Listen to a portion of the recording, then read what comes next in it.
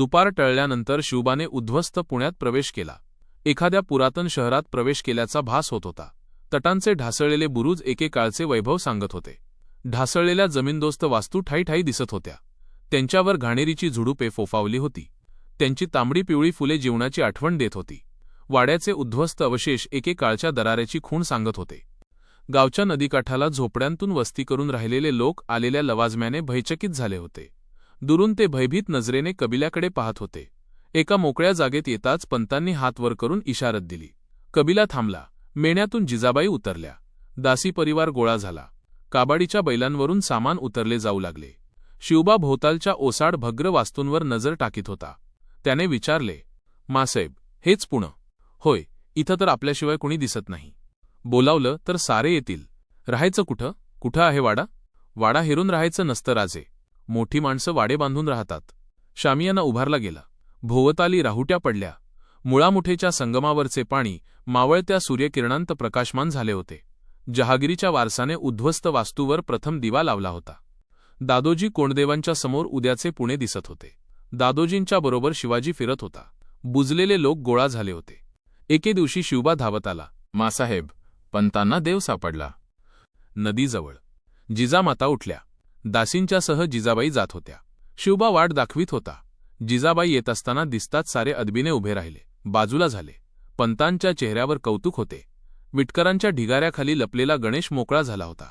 मूर्ती सुंदर होती, अभंग होती. जिजाऊंनी हात जोडले. पंत म्हणाले, मासाहेब, सुरुवात तर चांगली झाली. हो ना?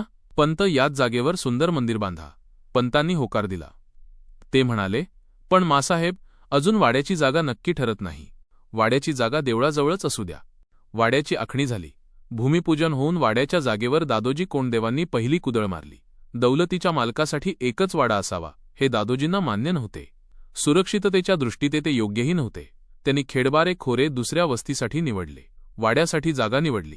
गावठाणाची मर्यादा घातली आणि खेडबाऱ्यात दुसऱ्या वाड्याचे बांधकाम सुरू झाले. परगण्याचे हवालदार म्हणून बापूजी मुदगल नन्हेकर यांना नेमले. पावसाळा आला तेव्हा पंतांना शिवाजी जिजाबाईच्या वास्तव्याची चिंता पडली. ती नन्हेकरांनी दूर केली. त्यांचा खेडबाऱ्यात वाडा होता, तो त्यांनी दिला. शिवबा जिजाबाईंसह खेडबाऱ्यात राहू लागला. पंतांच्या बरोबर पुणे खेडबाऱ्यासह त्याच्या खेपा होत होत्या.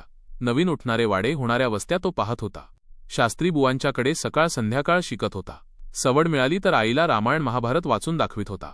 वाडे बांधले जात होते. विहिरी पाणी शोधित उतरत होत्या. पुणे खेडबाऱ्यात शेकडो माणसे या कामात गुंतली होती. मुलुखाचे गवंडी, सुतार, 12 बलुतेदार ही वार्ता ऐकून पुणे खेडबाऱ्यात धाव घेत होते. कामाचे गरजू येत होते. खेड पुण्याचे वाडे तयार झाले. विहिरींना मुबलक पाणी लागले. खेडपेक्षाही पुण्याचा वाडा बुलंद देखणा होता. 2 प्रशस्त चौक धरून दिवाण सदर होती. खासे सदर होती. राणीवशाचे महाल होते. कोठी, स्वयंपाकघर होते. सुबक देवघर होते. त्याखेरीज पागा, गोशाळा होती, ती निराळीच. वाड्याच्या वास्तूबरोबर गावठाणातल्या वास्तू उभारल्या जात होत्या. दादोजींनी पुण्याच्या वाड्याचे नाव ठेवले लाल महाल. लाल महालाला लागूनच होते श्री गजानन मंदिर. शिवाजीराजे पुण्याच्या वाड्यात आले. दादोजींनी फडाची निवडक माणसे गोळा केली.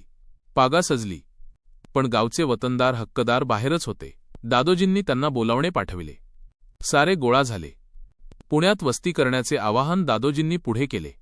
एक पाटील म्हणाले, पंत, तुम्ही म्हणतासा, पण किती डावगाव मांडायचं आणि मोडायचं?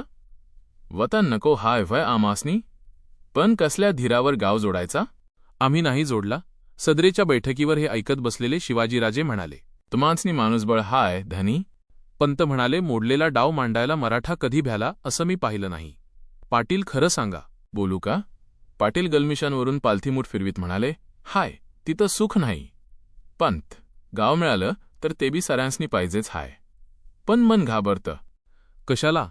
देवीच्या मोहरच्या चौकावर पार मारलिया नव्हं. घरटं उठवायला कोण धजल? पंत विचारात पडले. त्यांनी साऱ्यांना निरोप दिला. 4 दिवस पंत गडबडीत होते. एके दिवशी साऱ्यांना परत पाचारण केले. शेकड्यांनी माणसे गोळा झाली. वाड्याच्या दारात वाजंत्रीवाले होते. जिजाऊंनी देवघरात सोन्याचा नांगर पुजला. देवाच्या पाया पडून नांगर उचलला गेला. नांगराबरोबर पंत शिवबा चालत होते. जरी टोप, अंगरखा, पायांत चपाता, कमरेला छोटी तलवार आणि पाठीला ढाल लावलेली बालराजांची मूर्ती सारे कौतुकाने पाहत होते. वाड्याबाहेर देखणी बैलजोडी उभी होती. कलाबतूच्या झुली त्यांच्या पाठींवर होत्या. नांगर वाड्याबाहेर आला. हे पाहणाऱ्यांत वतनदार होते. पाटील होते, कुणबी होते, 12 बलुतेदार होते. नांगरासह मिरवणूक देवीच्या चौकात वाजत गाजत आली. चौकात भली थोरली पहार नजरेत येत होती. पंतांनी कुदळ उचलताच पाटील पुढे झाले. त्यांनी पहार खिळखिळी केली. पंतांनी सर्वांच्या वरून नजर फिरवली आणि हर हर महादेव म्हणून त्यांनी ती पहार उपसली. शेकडो मुखांतून हर हर महादेवचा गजर उठला. सोन्याचा नांगर जोडीला झुंपला गेला आणि शिवाजीराजांच्या हातून पुण्याची उद्ध्वस्त वास्तू नांगरली गेली. सोन्याचा फाळ जमिनीला लागला. दुसऱ्या दिवसापासून निश्चिंत मनाने गाव वसू लागले. ओसाड शेतांवर अवते जाऊ लागली. दिवस पावसाचे होते. एके दिवशी पंत जिजाऊंना म्हणाले, मासाहेब, आज राजांना घेऊन शिवापूरला जाऊन येतो. का? शिवापूरला वाड्यांजिक आंब्याची बाग उठवायचं ठरलं आहे. राजांच्या हातून बाग लावतो. काल रात्रीच रोपं आल्याची वर्दी आली, त्यामुळं कळविता आलं नाही. साऱ्याच गोष्टी कुठं सांगता आम्हाला? चमकून दादोजींनी विचारले, असं कधी झालंय का? कोणती गोष्ट लपवून ठेवलीये मी? जिजाबाई हसून म्हणाल्या, स्वारींनी धाकट्या राणीसाहेब आणल्याची वर्दी कुठं दिलीत? कुणी सांगितलं आपणांना? पटलं ना? शिवनेरीवरच लक्ष्मीबाईंनी आम्हाला सांगितलं. एवढंच नव्हे तर तुकाबाई राणीसाहेबांना मुलगा झाल्याचंही कळलंय आम्हाला. गडबडीत राहून गेलं खरं. दादोजी पुटपुटले.